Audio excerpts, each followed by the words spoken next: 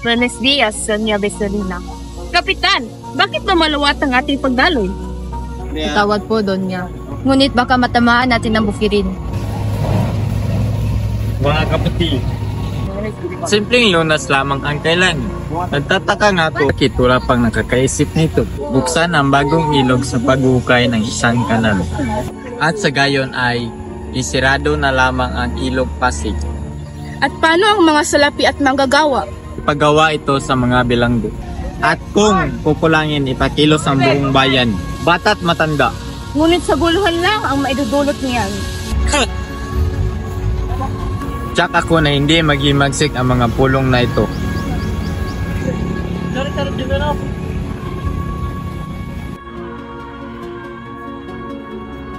Kapitan, saan nga ba napatay si Guevara? Ibarra. Crisostomo Ibarra.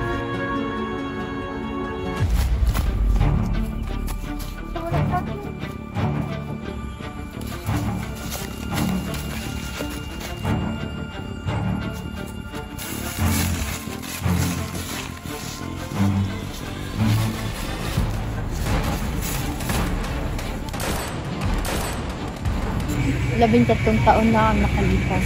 Ano naman ang nangyayari sa kanyang bangkay? Sinama sa kanyang ama. Hindi ba't isa rin siyang filibustero? Yan ang may tatawag sa mura paglibing. Sinasabi ko palagi na huwag niyong asahan na magiging marangal ang paglibing ng isang mga filibustero.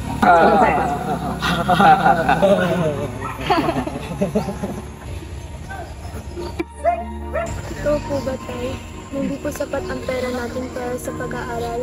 Pasensya ka na uli. Pagpangag ko sa'yo, sa sunod na taon, papadala kita sa Manila para mag-aaral.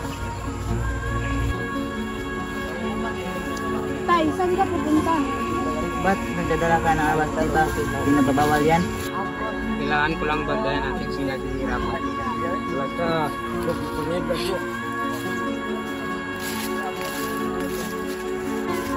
Ikaw, bakit may hawak kang sandata? Samahan mo kami. Tawan niyo ko!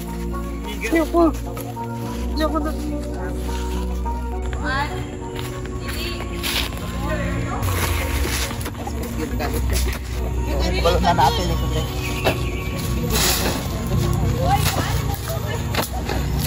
tutulungan po ba kayo, Ginoo? Sa itong liin na maaring kamatayan ko. 13 taon ko na itong pinaslan. Naglagalag ako ng salapi at alahas upang matupad ito. Nais kong ipabagsak muli ang pamalaan. Kahit na maraming dugo ang matapon. Ganun po ba yung balak ninyo? Hindi po ba kayang masolusyonan sa mapayapang paraan? Ah, kabataan. Hinihiling niyong lumaganap ang wikang Kastila.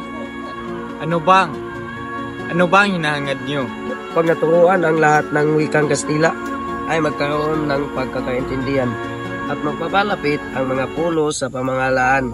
Gusto ko lang po ng tahimik na buhay. Sa araw na magbago ang iyong isip, hanapin mo ang aking bahay sa Escueta. Kung ay, paglilingkurin kita ng buong puso. Hihintayin kita.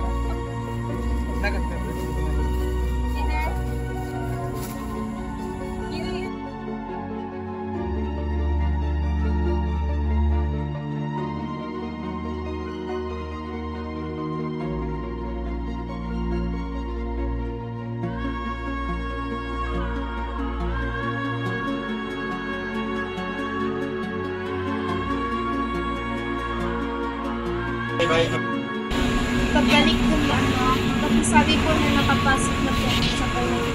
Ang amo ko po ay pasinula. Hindi po kayo makakakita ng ganito kung murang araw. Maligayang paspaselo? Uy!